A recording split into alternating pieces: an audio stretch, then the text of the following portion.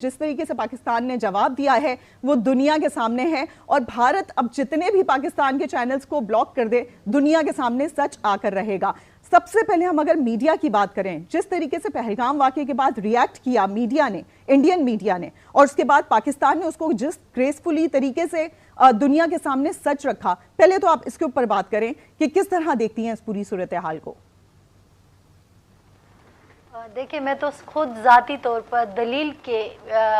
हिसाब से बात करना पसंद करती हूँ। जब इंसान आवाज़ ऊंची करता है तो इसका मतलब होता है कि आपके पास दलील ख़त्म हो गई है। अब आप चीख चीख कर लोगों को दबाने की कोशिश कर रहे हैं। हमारा ये हमेशा से एक जो सहाफ़ी होता है वो आपको पता है फैक्ट्स की बात करता है, वो दलील की बात करता है। ये चीखने चिल्लाने से आप अपने आप को ना सच्चा साबित कर सकते हैं, ना ही दूसरे को झूठा और ना ही दूसरे को दबा सकते हैं। लेकिन कुछ माहौल ऐसा हो गया है इंतहा पसंदी की तरफ, अगर आप ओवरऑल देखें इस खित्ते को, तो जो सिचुएशन चली है काफ़ी दिहाइयों से, उसने हर एक के अंदर एक इंतहा पसंदी का उन्सर पैदा कर दिया है। और जैसे मैंने आपको मिसाल भी दी कि हम जो भारत देखते थे, हम जो भारत जानते थे, अगर कुछ साल पहले चले जाए, अगरचे हमारे मसाइल तो चल रहे हैं, वो तो पार्टीशन के बाद से ही चल रहे हैं, लेकिन फिर आके थोड़ी अरसे में हमने देखा कि ठहराव आया था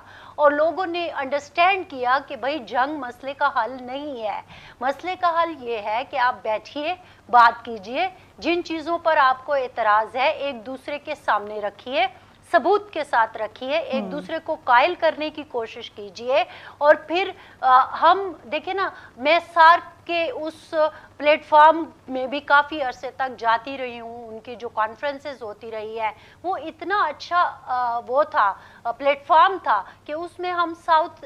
एशिया को बहुत आगे की तरफ और एक मजबूत तौर पर दिखा सकते थे। लेकिन आपसी लड़ाइयों में एक दूसरे की बात को ना सुनना, एक बंदे का ये, एक तरफ का ये कहना कि चूंकि हम बहुत बड़ी ताकत है इसीलिए हमें ही बात करने का हक है और दूसरे को बात करने का कोई हक नहीं है, तो इन चीजों ने उस प्लेटफॉर्म को भी कमजोर कर दिया। तो कहने का मकसद वही है जो आपने